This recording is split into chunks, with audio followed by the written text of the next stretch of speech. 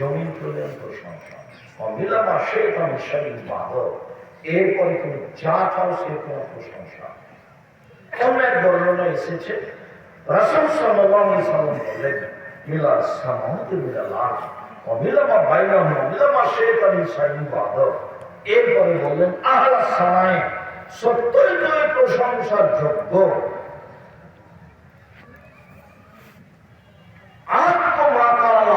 বাংলা যেটা বলেছে সেটা ঠিক বলেছে, সবাই তোমার আমরা দাস। তারপর বলতেন তুমি যাকে যা দিলে তাকে কেউ ঠেকাতে পারবে না, তুমি যাকে দিলে না সেটা কেউ দিতে পারে না। তুমি দিলে কেউ ঠেকাতে পারে না, তুমি যদি না দাও কেউ দিতে পারে। কোন বৃত্তশালীর টাকা পয়সা তোমার সামনে কোনো কাজে আসবে না, কোন বৃত্তশালীর টাকা পয়সা তোমার সামনে কোনো কাজে আসবে না। তাহলে এবার কি বলতে পারেন? সামি আল্লাহু লিমান হামিদা রব্বানা লাকাল হামদ হামদান কাসীরান তাইয়িবান মুবারাকান ফীহি মিনাস সামাওয়াতি মিনাল আরদ ওয়া মিনামা বাইনাহুমা মিনামা শাইতান মিন শাইইন বা'দ আহলাস সামাই ওয়াল মাসদ আনতু মাকার ওয়াহদ ওয়া কুল্লু লাকা কুন আল্লাহুম্মা লা মানি'a লিমা আতাইতা ওয়া লা মু'তিয়া লিমা মানা'তা ওয়া লা ইয়ানফা'ু যাল জাদ্দি মিনকাল জাদ। তাহলে তো এখন বড় সময় দাঁড়িয়ে থাকাই যাচ্ছে। এতক্ষণ যদি এমন দাঁড়িয়ে থাকে তাহলে পিছের লোক কি বলবে? এখন ভুলে সময় তো দিন ভাই, আমি আলোচনা লম্বা না করে আপনাদের সাথে আমার একটু জরুরি কথা বলে একটা আছে। সময় তো দিনই বোন, মহিলাদের ব্যাপারে বললে মহিলারা খুশি না আমরা খুশি?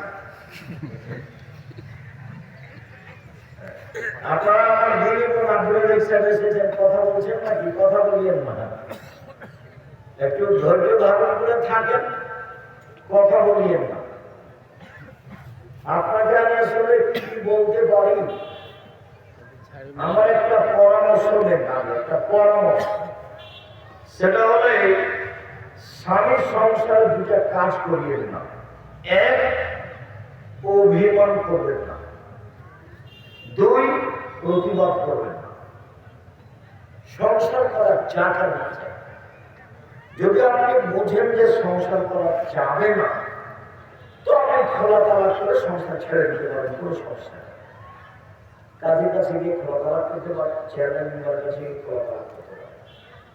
তবে যেহেতু সংসারে এসেছেন, দুইটা জিনিস ছেড়ে সংসার করে শয়তান সুযোগ পাবে।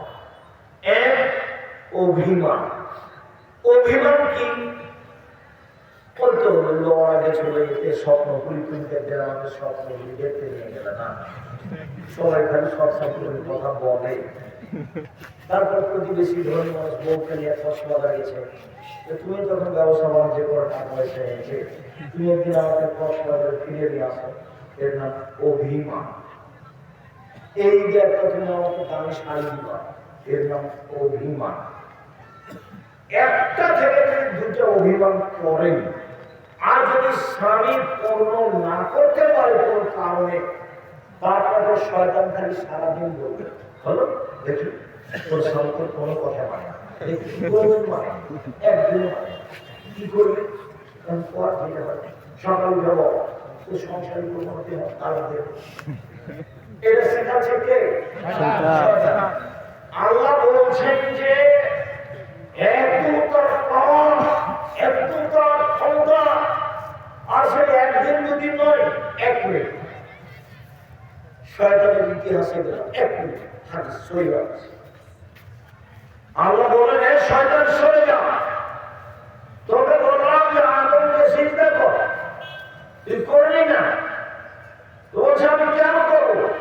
আমি আদমের তৈরি, হলো মাটির তৈরি, আমি তাকে সিজদা করতে পারি না। তবে তুই সরে যেতে, তুই চলে যা। ইবলিস বলছে ঠিক আছে, আমি চলে যেতে রাজি, আমার একটা কথা শুনতে হবে। কি কথা? আমাকে কিয়ামত পর্যন্ত বেঁচে থাকার সুযোগ দিতে হবে। এটা হলো দাবি। তা আল্লাহ বললেন না যে তোকে দিব না, কথা বললেন না। আল্লাহ আচ্ছা ঠিক আছে, এবার তুমি মাদুর একটা সময় পর্যন্ত দিলাম। দেওয়ার সময়তে আল্লাহ কিয়ামত পর্যন্ত বললেন না, বললেন যে এলাওয়াতকে মালুম, একটা সময় পর্যন্ত দিলাম। যেমন সুযোগ পেয়েছে তেমন বলছে। দেখেন বলার ঢং কেমন, রব্বি, হে আমার প্রতিপালক। কে বলছে বলেন তো? শয়তান। রব্বি, হে আমার প্রতিপালক, ওয়াইজ্জাতিকা, তোমার সম্মানের কসম, আদমের ছেলে মেয়েকে আমি ভুল পথে নিয়ে যাবো, পাপ করাবো করাবো করাবো, ওর দেহে যতদিন শ্বাস আছে আমি তাকে পাপ করিয়ে ছাড়বো। আমি একা জাহান্নামে যাবো, ওকে আমি জাহান্নামে নিয়ে যাবো। ও কেমনে জান্নাতে যেটা দেখে চলে। পৃথিবীতে সবচেয়ে রিক্সে আছে কে বলেন তো? সবচেয়ে রিক্সে 24 ঘন্টা সে রিক্সে। যে কোনো মূল্যে আপনাকে আমাকে কোথায় নিয়ে যাবে? আমি আপনাকে কিছুক্ষণ ঘুমাই, আরাম করি, বুঝতে পারি না, ইবাদত করি, ভুলে থাকি, কিন্তু শয়তানের এরকম সুযোগ নেই। শয়তান সবসময় পরবর্তী পৃথিবীতে রিক্সের উপরে বিপদে চলে। ও বলছে ওর দেহে, আদমের দেহে যতক্ষণ শ্বাস আছে আমি তাকে পাপ করবই।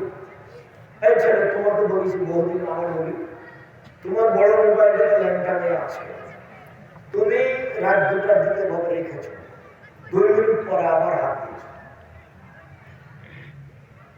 তোমার বান্ধবীর সাথে তুমি কথা বলছো, 1 ঘন্টা বলছো, দিয়ে মোবাইলটা বন্ধ করে রেখেছো, 30 সেকেন্ড পরে আবার